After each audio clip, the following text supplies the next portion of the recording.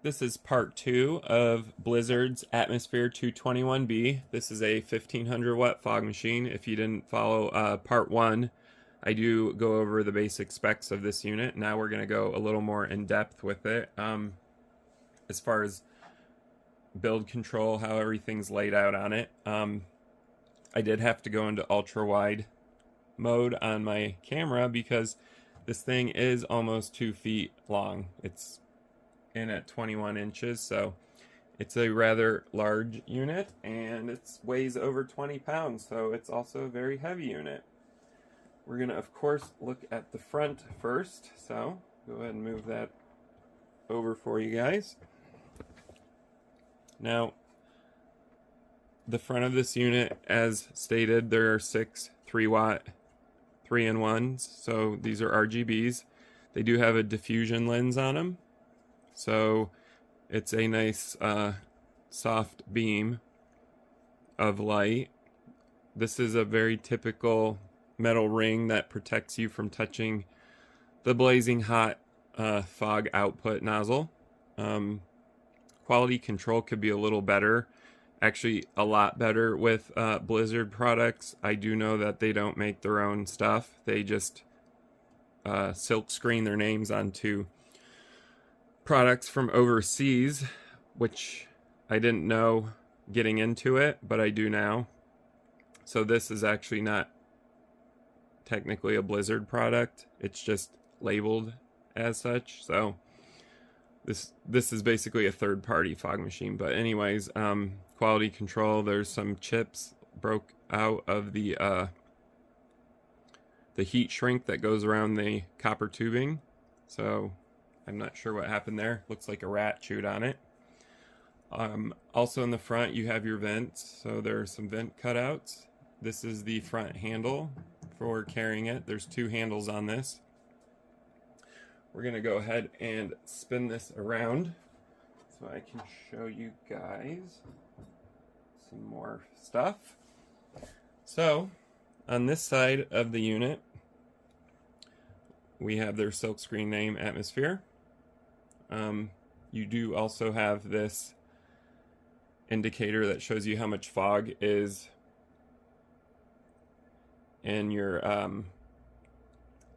5-liter tank, so you can kind of see where I'm at right here as far as fog fluid. This is a rather large tank. It does hold a lot of fog fluid, but this thing also does consume a lot of fog fluid because it has a 1500 watt heater built into it. So anyways, here's your holes for your carrying handle.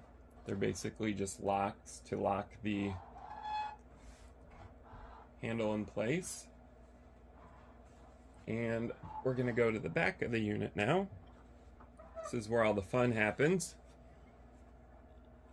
Alright, so the back of this unit has a lot going on, especially for a fog machine. I'm going to go ahead and see if I can't zoom in a little better here and back out a little bit. Okay, there we go. So the back of this unit has a 20 amp built-in fuse. It's a circuit breaker, so if it does pop this switch, you can hit it and it will reset itself. It has a typical power con connector, which I had mentioned earlier is a 15 amp, and I'm confused because I really feel like this unit should have shipped with a 20 amp cable, because this thing, when heating up, easily blows a 15 amp fuse. Sometimes it doesn't, but I don't trust it, so I've been connecting it to a 20 amp and it's been fine. Okay, so down here we have your 3-pin DMX in and out, which is pretty typical. That's what I use. You also have your DMX 5-pin in and out. I'm really not sure who's still using 5 pins, but if you are, go ahead and comment down below. I'm not really sure the point of using 5-pin because the 2 pins are not carrying anything on them, but like they had stated, it's to differentiate between a DMX and an XLR because people were getting them confused. But I always use a 3-pin in and out because I don't see the point of the extra 2 pins. So we also have a wireless port here. This is for your wireless remote that I showed earlier for control.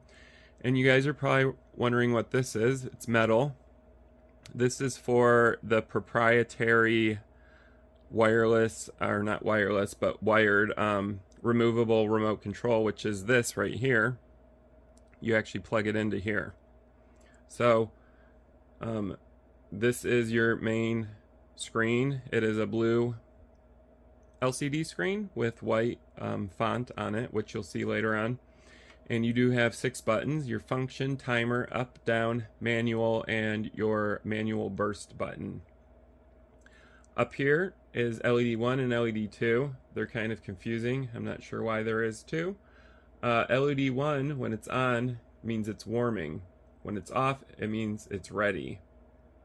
LED 2, when this LED is off, it means it's warming. If it's on, it means ready.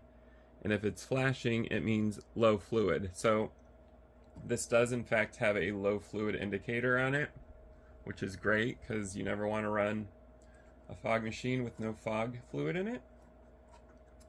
Here are some thumb screws that attach the screen to the body of AtmosFear's 221B. So you basically just thumb screw these out like I'm doing right now.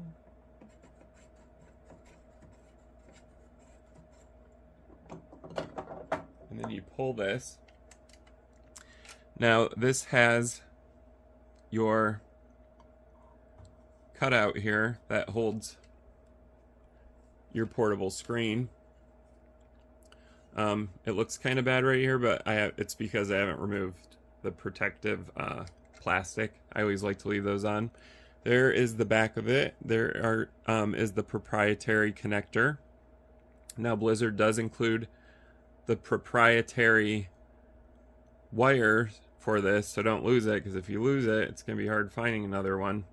I'm sure if you contacted them, they could get you one, but it's not a standard connector. And anyways, the included wire you plug in here and here, and then you have 5 meters of control. So you could take this and be, back at your station or even at a stage manager's desk. If it's far away, they could control this for you. I'm not sure why. Because you could control it from your light console with the DMX, but sometimes LDs don't want to control atmospherics because they got enough going on as it is. So somebody else can control this from off stage, or if you're a DJ, you can control it from your booth without DMX. You do not need a light console to control Blizzard's AtmosFear 221B. So if you can't see here, this actually mates with this connector in here. So when you do put it back, you'll actually just click it into that and then retighten your thumb screws, and now it's back on board. So AtmosFear's charging anywhere from $400 to $500. Blizzard is for this AtmosFear 221B. So this is a $400 to $500 fog machine. I did get it for significantly less through my supplier. I do think it's worth that. I'm going to go over my thoughts on it on part 3 of the video, but I do think this is worth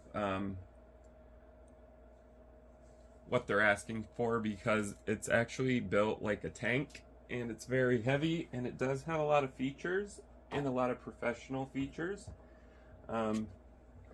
such as this built-in metal eye up here on the top. You can't see it right now, but there's a built-in metal I to connect your safety cable if you want to mount this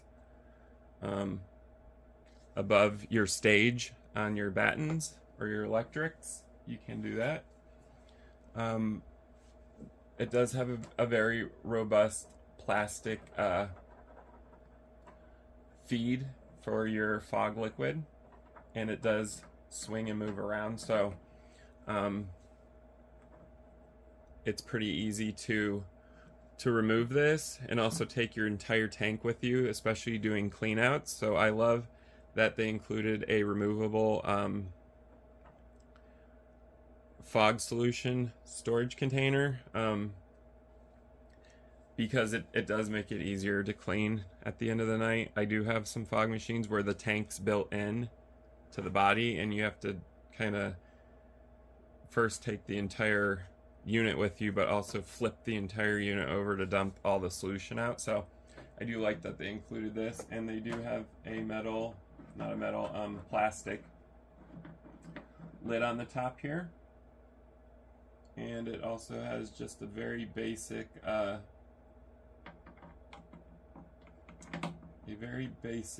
filter. If you can't see there, I'm trying not to get the fog solution all over, but it has a very typical filter. And I asked and I didn't really get a response, but somehow this thing knows when the fog fluid is low, even though there's not a sensor inside of this, because like I said, this removes and the cutout here is completely empty. There's nothing in it, so I'm not really sure how it knows when its fog fluid is low, but it does, and it will auto shut off.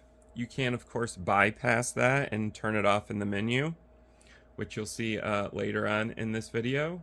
I'm going to go over menu options. So we're going to go ahead and head over to menu options, and also we're going to go ahead and look at what the LEDs look like, as well as the built-in macros. So let's go ahead and check that out.